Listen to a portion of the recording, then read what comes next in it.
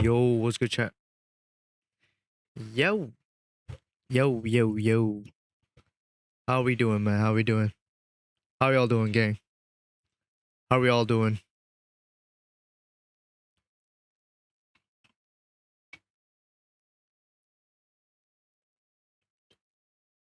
I'm getting better from the virus, I had. You can hear from my voice. I'm chilling. I'm doing good. What's good, Ray? What's good, Primus? How you doing, man? How's it been? How's it been? How are we doing, gang? It won't work. It won't work. It doesn't work. But you already tried it. Don't try it another time. I'm not gonna fall for it, dude. No matter what you do, I'm not falling. I'm not falling for that at all, but at all, I'm not falling for that. Nah. Exactly. Yeah, I knew it. I knew it. Ugh. Bumba.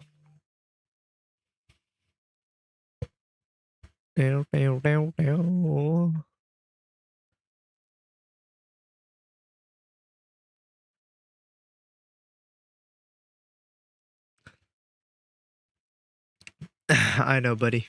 Don't work like that, dude. All right. Anyways, besides the these nuts jokes, the dih jokes, we got a video today. It's gonna be quite interesting. All right, we're gonna watch a video. Sorry for the late stream, by the way. We're gonna watch a video. All right, a good one. I think you'll like it. We can check it out. Yeah, I know Julian Newman. He's the basketball player, like the one who's 5'3". Yeah, well, what about him? His sister got leaked or something? I know that his sister got leaked. I know that. Whoa, anything else happened or something? Yeah, I'm not really caught up. But yeah, his sister got leaked. How funny, dude. I mean, well, what can I say?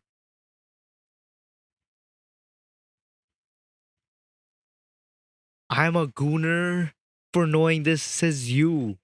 You're the one who messaged and tell this information. Why would I be a gooner? I don't know. I don't know. Why would I be a gooner? Come on. Come on, man.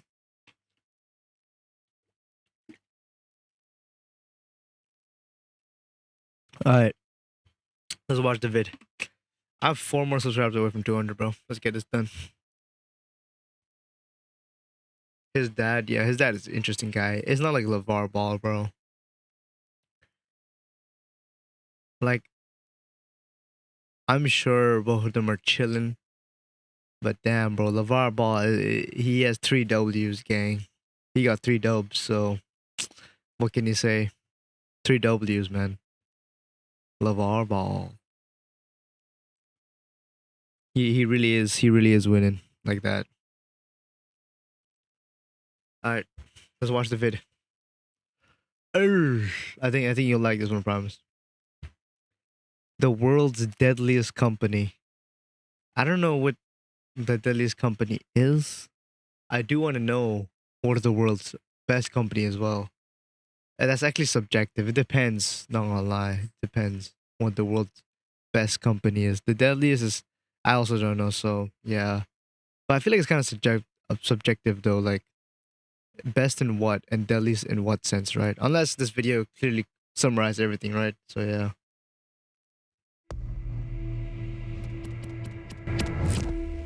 China, 1982. The economy is in shambles. After years of communist upheaval under Mao Zedong, most people live on less than $1 a day. Now a new leader is trying to modernize one of the country's most important industries. I know, but like BlackRock and Nestle are like ones that we know which are bad, but which one's the worst? Like the worst. Those are bad, but which one's the worst? His government founds a company that becomes known as CNTC STMA. You've probably never heard of it, but their product kills up to 2.4 million people every year, a number that will likely soar in the next few decades, unless something changes, which seems unlikely. there's far too much money at stake selling cigarettes. Oh my god. We were blind this whole time. Instead of Nestea and BlackRock, why did we go for the ones that causes carcinogens? You know, like these tobacco companies. No brain, bro. No brain. CNTC-STMA is likely one of the most profitable companies in the world, by far. But you won't find it on any Fortune 500 list. Why is that? Where is all this profit flowing? This is the story of a broken system, a look into a core part of Chinese state economics, and at the devastating effects of a state-sponsored public health crisis.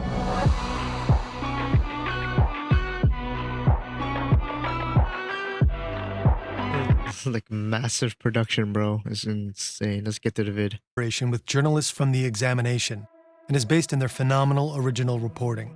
You'll find links in the description. A centuries-long addiction. Durham, North Carolina, 1880. This is the American tobacco tycoon James B. Duke. He's just been informed that the automatic cigarette machine is finally ready. Cigarettes are pretty niche around this time. Tobacco is usually smoked with a pipe or just chewed. Companies still have workers roll cigarettes by hand, at a rate of about 4 cigarettes per minute. But this long-awaited machine can roll 210 cigarettes per minute.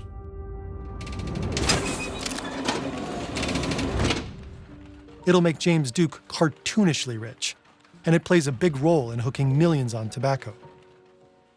When Duke hears the good news, the first thing he says is, "Bring me the atlas." Duke's never been to China, and he'll never visit either.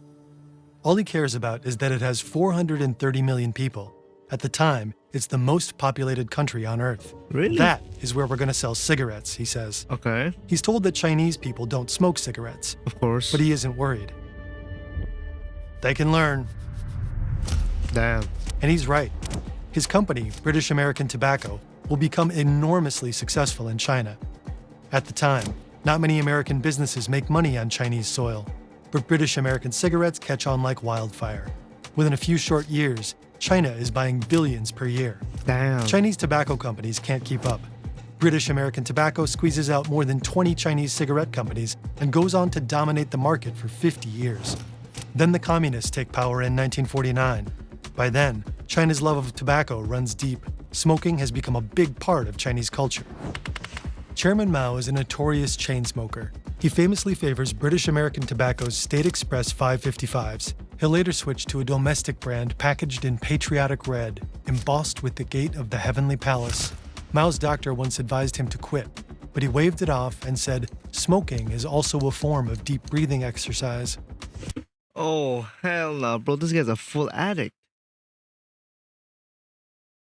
This guy's mad. Smoking is also a form of deep breathing exercise. Who says that, dude? Come on, bro. This guy's long gone. Leave him alone. 8-minute video, not 8 videos. This is one 30-minute video. I think it was going to end it off after this. I don't know. Let's see. And during the Communist Revolution, Mao knows just how to rally his troops. He promises them food, shelter, and cigarettes. A promise he'll fulfill. Tobacco first reached China in the 17th century. Qing dynasty emperors tried to ban the drug. They threatened to behead anyone caught smoking. But people kept puffing away anyway. So instead, Qing rulers tried to get a monopoly on tobacco, so that only they could use it for diplomatic purposes. Having failed at that, they eventually allowed the people to cultivate and smoke tobacco, and just taxed it.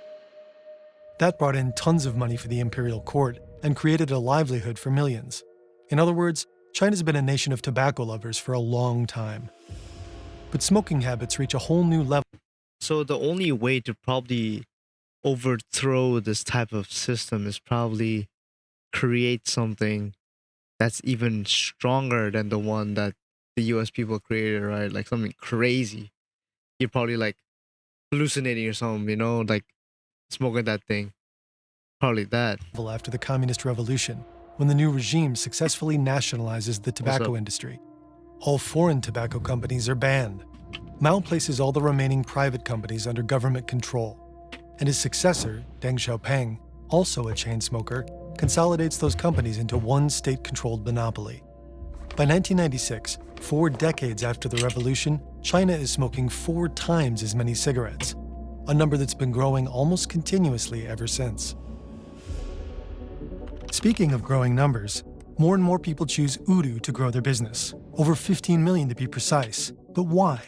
Traditionally, writing an invoice, managing your Bro, inventory, this is an doing ad. your I know. This is an ad. I know. Okay.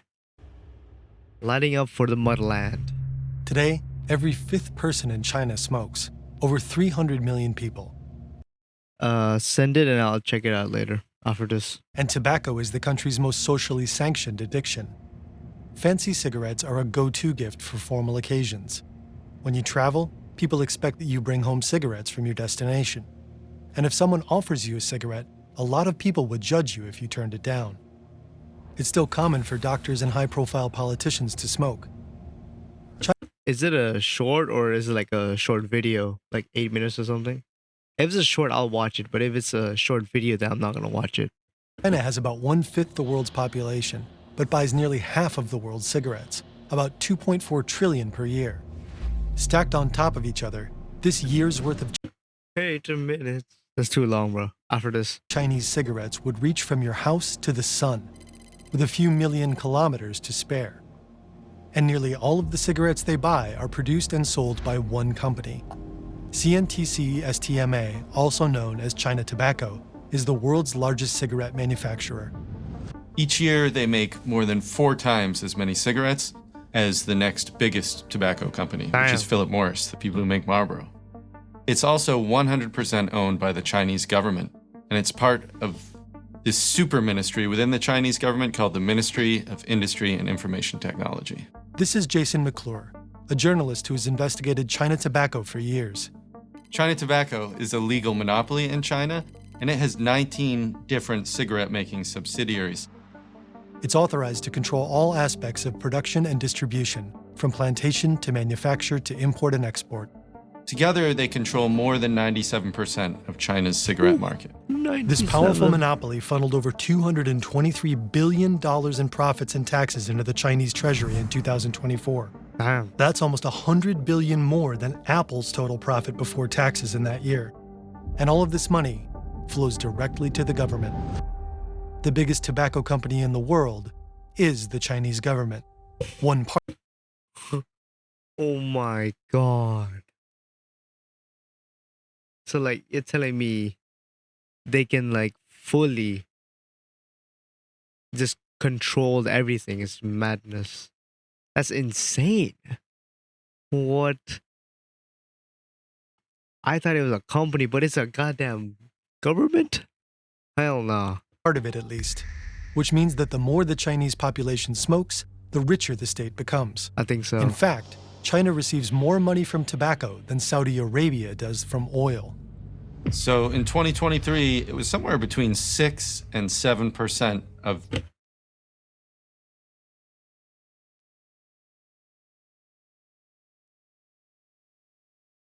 Chat.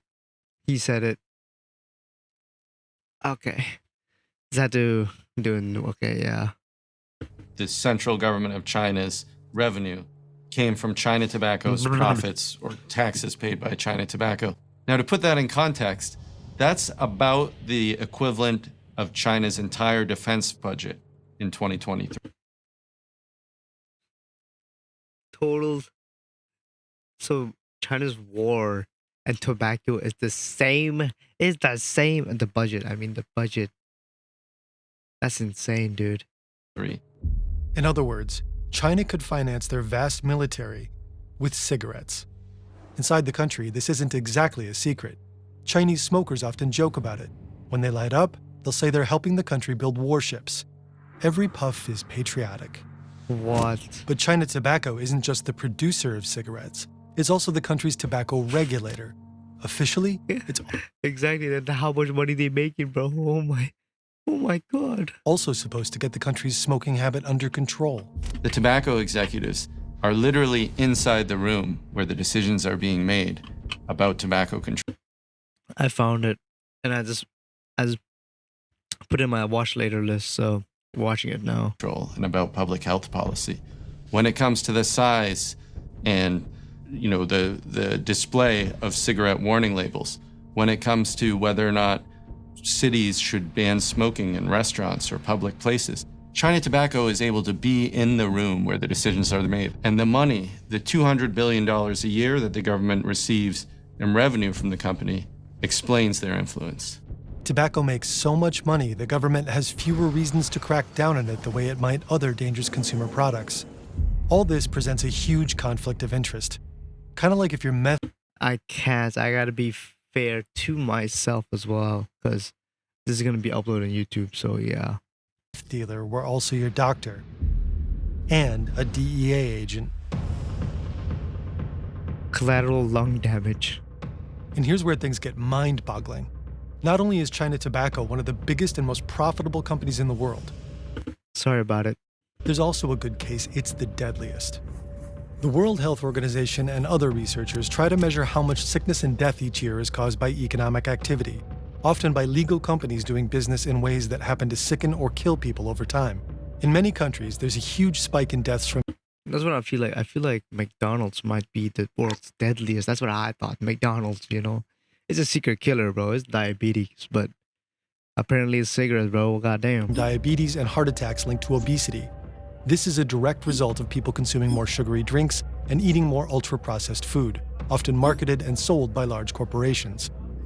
Drinking alcohol is linked to 2.6 million early deaths around the world each year from things like cancer, liver disease, and traffic accidents. The WHO calls these the commercial determinants of health. Tobacco is one of the biggest of these, and it kills 7 million people every year. In most cases, trying to figure out how much responsibility an individual company bears for these early deaths is super complicated, if not impossible. Think of the pollution from burning coal. You can't just point your finger at one company. Some pollution in your hometown might come from a power plant down the road, but some might come from steel factories hundreds of kilometers away. Assessing China Tobacco's responsibility in causing deaths is much simpler. The company is vertically integrated, meaning it controls most of the steps involved in turning a tobacco leaf into a cigarette. And since it's a legal monopoly in China, it's made and sold almost every cigarette consumed in the country, and has for decades. The WHO uses data from a study called the Global Burden of Disease to help estimate the causes of illness and death all over the world. Their work estimates that between 1990 and 2023, there were 68 million tobacco-related deaths in China, and anything tobacco-related is somehow involved with China Tobacco and its predecessors. All right, insect collector. Have fun, man. Come to tomorrow. Even the study's most conservative estimate, 59 million deaths, is so high that there's no way to conjure up another single fossil fuel, food, or alcohol company remotely responsible for that much death. Every year, 2.5 million Chinese citizens die from tobacco, and the number is only expected to increase, not least because of China Tobacco's sales tactics. Whoa. I think that's TOS, bro. This is Like an other insane tobacco picture. companies, it seeks to convert young people into lifetime customers. One of the more significant tobacco control measures that That probably needs to be blurred or something, bro. has been Goddamn. undertaken I mean, I'm not that big, so, but I feel like it'll come back to bite me. by China in the last 10 years was that Xi Jinping did decree that government officials should no longer smoke in public or smoke on television. Now, among young people, especially in this more cosmopolitan cities like Oh my god! Imagine vape as well. Oh my god! A new market. Beijing or Shenzhen, Shanghai, vaping, e-cigarettes, other types of nicotine products are becoming more popular. And this is a challenge for China Tobacco for the state cigarette monopoly, because overwhelmingly those products are made by Chinese private companies and not by the state cigarette company. So one of the interesting aspects of China Tobacco, not just being the country's sole cigarette maker, but They its are tobacco six of them regulator, cooler. is that it in turn gets to regulate e-cigarettes and other nicotine products. Now, as you might expect, they've done so in a way that favors their own cigarette business. For instance, if you want to have a lemon or mint flavored cigarette, those are banned in a lot of countries, but not in China. However, if you want to have a lemon or mint flavored vape, that's been banned by China Tobacco. They've said you're not allowed to sell those here. And the reason that we're doing that is because flavors like that attract children. And that in turn will protect their brand. Because, like, their cigs and vapes are different, right? So if another vape company comes in and be like, yo, come eat this stuff. Like, they're scared that another company might steal their clients or stuff like that, right? The number of Chinese people with lung cancer and heart disease is only growing. It's a state-sponsored public health crisis. A crisis that will cost the country in the long run, but not the state. That's because China's basic health insurance plans only cover a fraction of the costs of treating diseases like lung cancer. The health costs of smoking will have wide ramifications on Chinese society and on the Chinese people, but they won't hit the government's purse in the same way that it has in the West. Good evening. Remember the date, the 20th of June, 1997. It was on this day that the attorneys general of more than 40 states said in Washington that they had finally beaten the tobacco industry into submission. If you look back at one of the most important moments in the history of tobacco, it was this lawsuit brought against the tobacco companies, not by the US federal government, but by state attorney generals who banded together to sue the tobacco companies. We had to punish this industry in such a way that everybody in this country and everybody in this world would recognize that they had paid a higher price than any other corporation in history. And the reason state attorney generals sued them is because the state governments were being bankrupted by the health costs of paying for their citizens' health care. Of course. Who were having long, difficult deaths, essentially, that were very expensive and involved lots of medical care. In China, that's not the case. And so there's no sort of functional financial driver for tobacco control in the same way that there has been in some other countries. Come to where the flavor is. Come to Marlboro country. Up until the end of the 20th century, big tobacco seems unstoppable in the West thanks to mass production of cigarettes and aggressive advertising. Worldwide, cigarettes are associated with glamour, freedom, modernity. Movie stars, athletes, and even doctors are often seen endorsing tobacco. I think there's one thing I'll do in my whole life is like I'll never, ever, ever, ever, ever smoke a cig or do any like vape or tobacco or anything, bro. I'm not gonna lie. I'm not about that life, dude. Breathe air, not nicotine air. Try Camels yourself, the cigarette so many doctors enjoy. Until the health consequences become undeniable. In 1964, the Surgeon General's report declares that smoking is linked with lung cancer, a fact that Smoking is linked with lung cancer? Like water is wet? Like the sea is made out of water? Like what is the statement? that big tobacco had been trying to cover up and discredit for years. The landmark report led to Congress requiring warning labels printed on cigarette packaging, and in the decades since, more and more countries have passed more and more anti-smoking measures.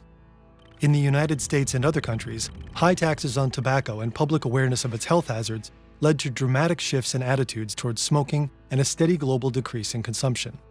Now you see more and more countries implementing public smoking bans.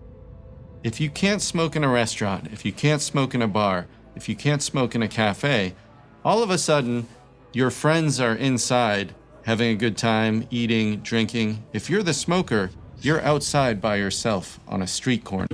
Spoiling Kid Johnny. I'm sorry, you came in and spoke some Russian or whatever that language is, bro. I don't understand anything. But that does look cool. I'll let you know that. And effectively, it becomes a habit that's no longer culturally or socially acceptable. And that's what we've seen in That's a video? Oh. many countries around the world. After this.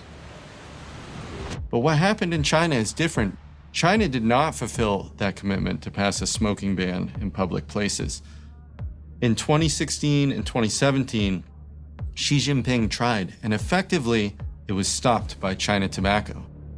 What we saw in the years after that was a number of Chinese cities passing their own smoking bans, but we saw that China Tobacco, by 2022, 2023, had swung into action to stop smoking bans at a municipal level. In the last 20 years, the rest of the world has managed to reduce the adult smoking rate from 34% to 23%. That's good. If China had followed the global downward trend, there'd be about 80 million fewer people Damn. addicted to tobacco now. And China did pledge to adopt the same anti-smoking measures that successfully led other countries to reduce consumption so dramatically. Along with 167 other countries, in 2005, China signed the same major WHO treaty aimed at controlling tobacco internationally. It vowed to protect its citizens from the vested interests of the tobacco industry. This treaty was significant globally. Since it was signed, tobacco use rates around the world have declined significantly in India, That's good. in Brazil, in the United States, in Western Europe, and Latin America. Rates have just plunged. In China, they've barely budged. Damn. Most efforts have systematically been bulldozed by China Tobacco. Won't someone think of the China children? Tobacco found sneaky ways to get past the commitments of the WHO treaty. For instance, they were involved in the translation of the treaty into Chinese and made sure the language was weaker than in the original. Another way they undermined the treaty is through warning labels on cigarette packages. This was one of the key points that China agreed to when signing the treaty. The warning labels were supposed to be let's read large this, and let's see this, hard-hitting, Let's see this. Let's see but this. China Tobacco managed to overturn these decisions. In China, the labels are much softer and easier to miss. These are Zhonghanhai cigarettes, produced by Shanghai Tobacco, a major subsidiary of China Tobacco. So if you look at the Chinese cigarette warning labels today, you'll notice it's just a text warning label and it blends in very nicely with the rest of the packaging. The content of the warning label says smoking is harmful to health, which is a very generic way. Wow. Again, this is like another water is in the ocean. Is the ocean made out of water statement right here, bro? Insane. Also, why is it not like sticking out? You know, because in some other packets, they have like some red. It makes it red, like stick out, like, look, read this, you know? Like, why is it like, this looks like a quote or something, dude. Of warning people about the health consequences of smoking.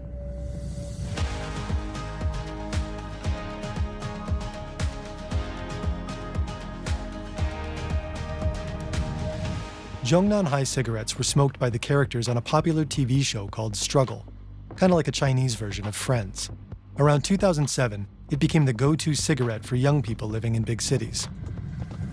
Now that Struggle's original audience is no longer so young, Shanghai Tobacco has launched a new All right, after this vid. line of Zhongnanhai. The rebrand is meant to entice the next generation of smokers, younger millennials and Gen Z. Some Chinese cigarette brands are especially beautiful. There's the Changhua brand favored by Mao, still considered a premium cigarette. Apparently, the smoke tastes a bit like preserved plums. Other brands also use elegant packaging with patriotic imagery. China Super Slims look like Chinese porcelain. Shengmao China has the giant panda as a mascot, Damn. and Double Happiness is associated with Chinese weddings. All these brands are owned by China Tobacco. Now, if we're to contrast that with these cigarettes that I bought in Vietnam, Vietnam also signed on to the same WHO treaty, but when they designed their cigarette packages, half the space on the front of the package is a graphic warning label showing a diseased body part. Damn. The warning label itself specifically warns you that smoking causes heart disease. And we know from research that when you warn people about a specific health problem, they're much more likely to pay attention than if you just tell them something generic, like smoking is harmful to health. Some countries go even further. This is plain tobacco packaging, a tobacco control strategy implemented by more and more countries, including the UK, France, Canada, and Australia. Cigarettes packaged without logos, just graphic health warnings and the official ugliest color in the world. Damn. The goal is to prevent teenagers from picking up smoking. Young people are particularly susceptible to flashy, attractive tobacco packaging. Plenty of research suggests that plain tobacco I'm being honest, when I was a kid and I saw those packets, it's like a horror movie, bro. Not gonna lie. I was never gonna touch that thing in my life. Never gonna look at it as well. packaging helps prevent smoking. Australia credits the ugly packages with getting 100,000 smokers to quit within just 1 year. In contrast, China doesn't even require pictorial health warnings. Damn. Not only that, but Chinese cigarette packages often feature a deceptive marketing strategy, an advertising technique based on pseudoscience that other countries banned long ago. The packages will often display the precise tar content of a certain line of cigarettes. The idea is to highlight if a cigarette is low tar, to seem like it's a healthier choice than higher tar cigarettes. But low tar cigarettes aren't actually less harmful. When Western tobacco companies pushed low tar cigarettes in the 20th century, lung cancer rates rose. Now, this is one of the most interesting and deadly marketing frauds in all of human history. Latest U.S. government figures show Silver Thin's lowest in tar and nicotine of all 100 tested. The supposed benefits of low tar cigarettes have been debunked. But for those who don't know it's junk science, low tar branding sounds pretty good. Smokers concerned about their health but not quite ready to quit will often assume low tar cigarettes are a safer choice. Especially perhaps in China, where cigarettes are still allowed to be advertised with safe-sounding words like light, low, smooth, or mild, words that other countries have either banned or heavily regulated. In China, 20% of all cigarettes sold are low tar, and that number is on the rise. China Tobacco keeps finding ways to obstruct prohibitions on advertising, proposals to raise taxes, and other tobacco reforms. China Tobacco has used its might, its political power within the Chinese government to block a whole range of tobacco control and public health measures that researchers have known for years are effective at stopping smoking. But how does the company exercise so much power? This is a vast company with offices in every city and town of any significance all across the country. So literally, they have built-in lobbyists there. The head of China Tobacco is one of the 50 most important officials in the Chinese Communist Party. So the political power, the breadth and depth of the company's political power was used to effectively not just stop smoking bans on the national level, but even in little cities and towns around the country. You see this failure to regulate smoking play out on a cultural level. There's packs of cigarettes laying at the gym. There's a guy smoking. At the gym is mad, bro.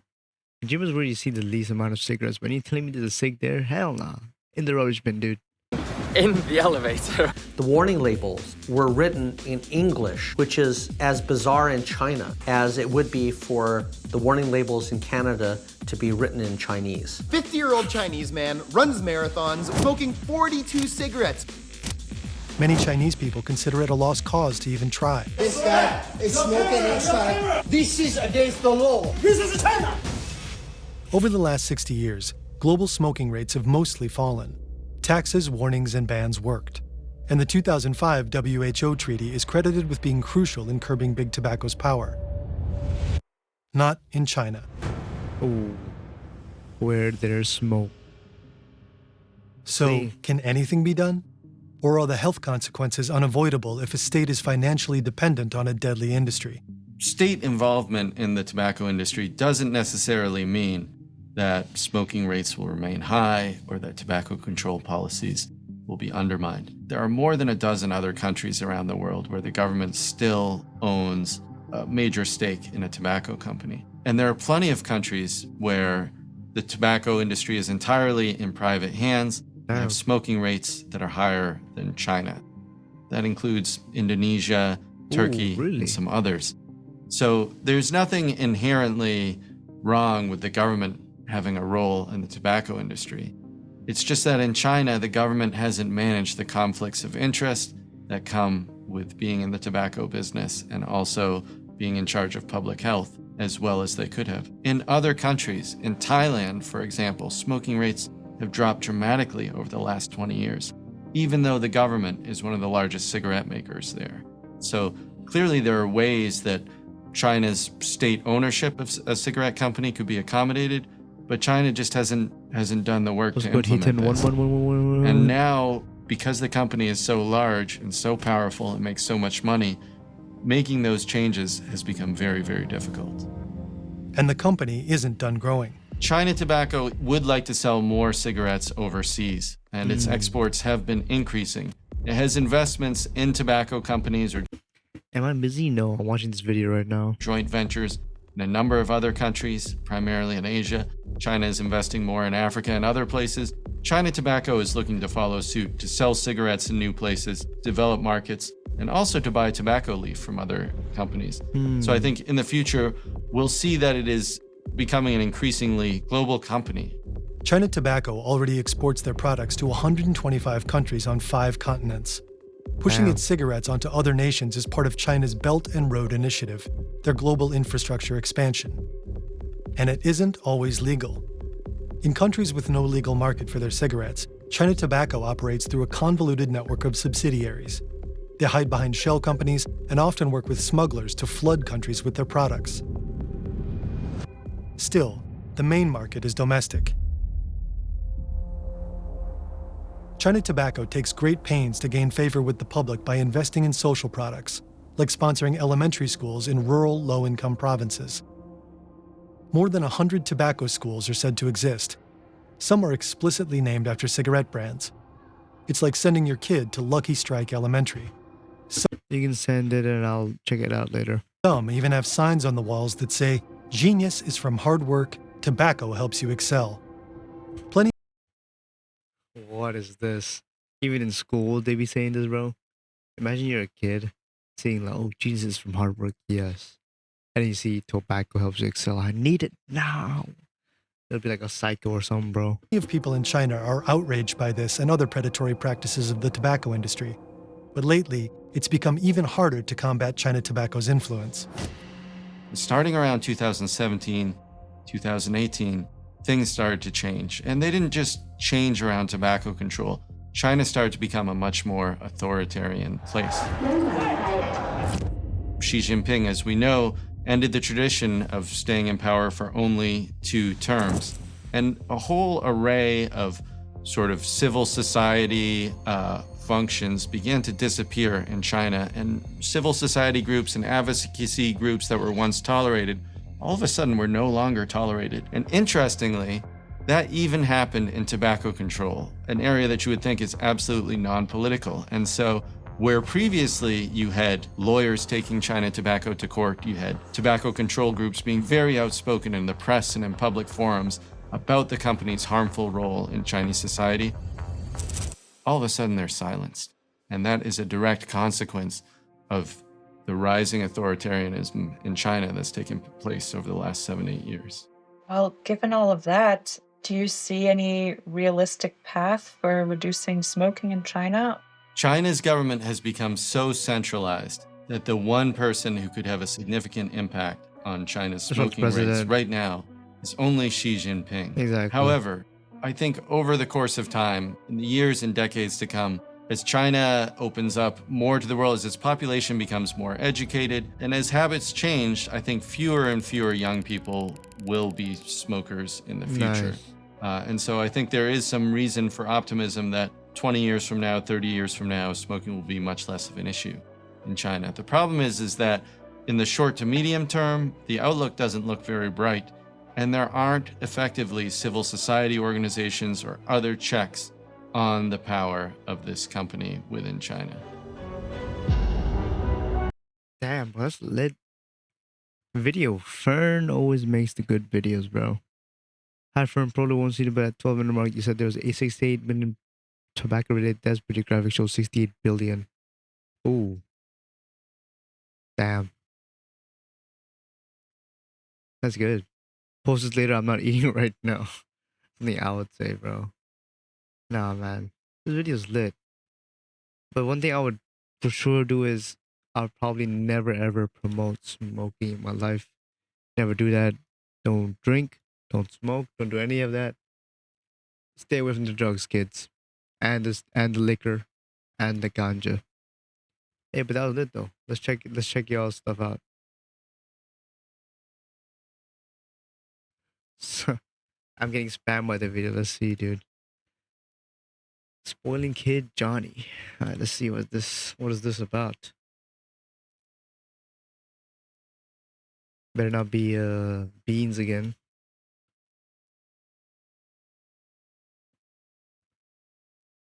Okay.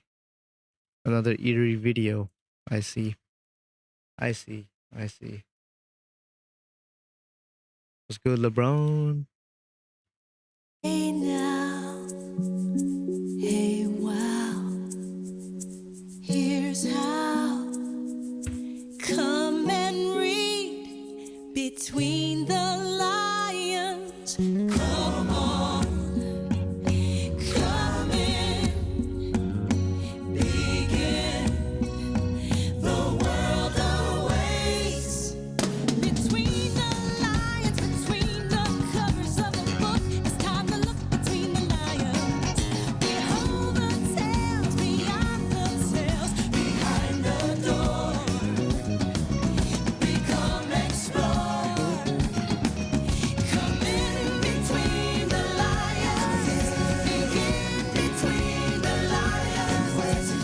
Alright, Brick Bro, we get it. We get it. What's between the lines? God damn.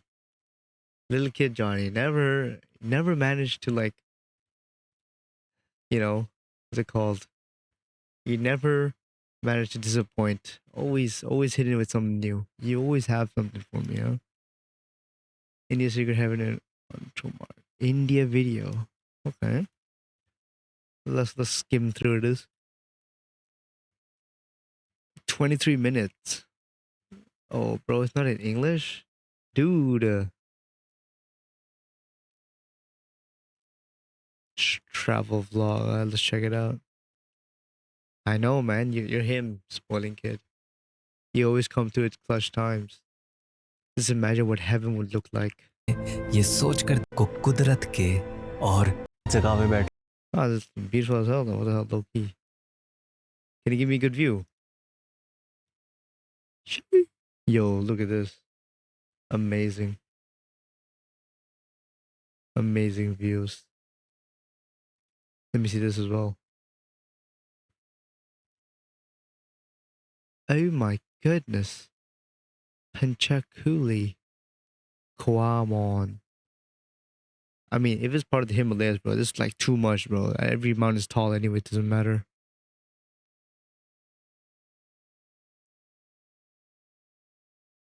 Life in Dharma Valley. Don't care about life, dude.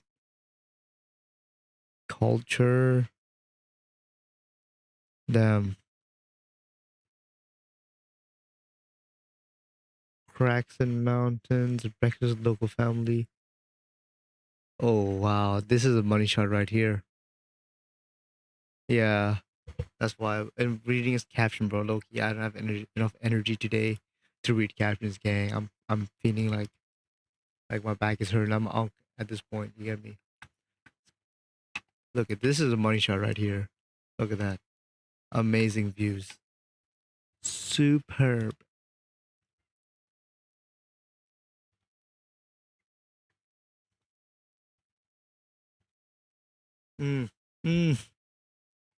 Look at that. Amazing views.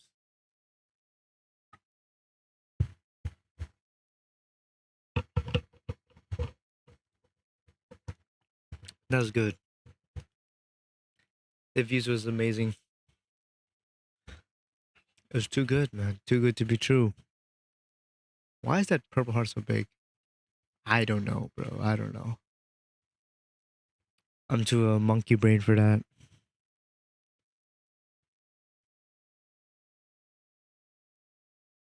Too monkey brain for that. Too much. It's streamer brain, you get me? That's why. Oh, then Heaton knows. Okay, that's tough. Ugh. That's good, man, Heaton.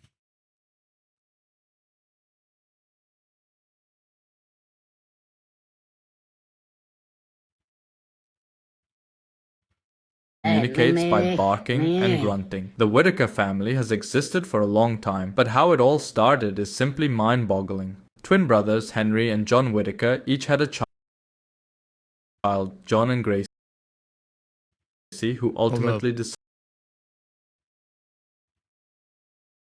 Huh? This is wrong. Am I tripping?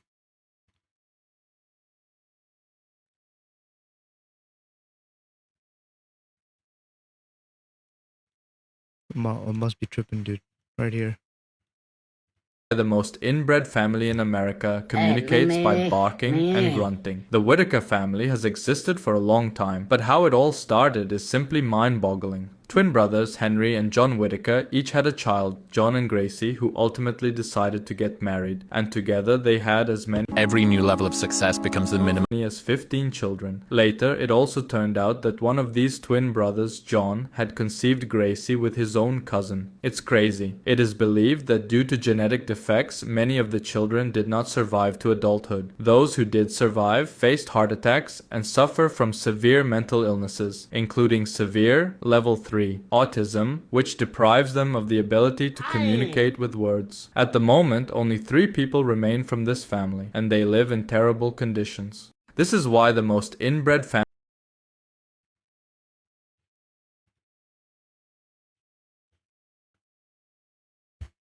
That was insane. Whatever that video I saw, bro. Oh, hell no. What was that? What was that? That was crazy. Guys, how do you watch one like that, bro? Oh my god. It's in that's just crazy.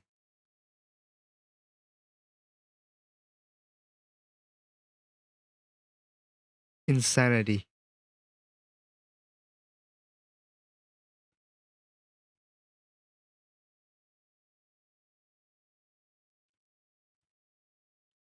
That I did promise you weren't crazy with that, I guess, bro. Like, that's mad.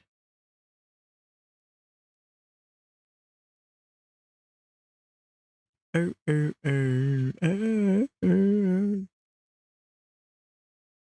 right. I think that should be it, dude. Like, that's all we got today. We don't got any like short videos after this. Being a bit tired. I might hit the big Z's as well, dude. I gotta do some stuff. Get a clip.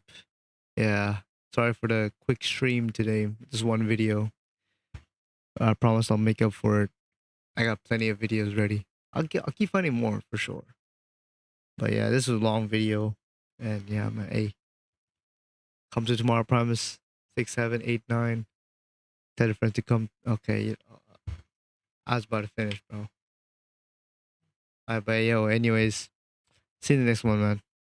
Good night, promise.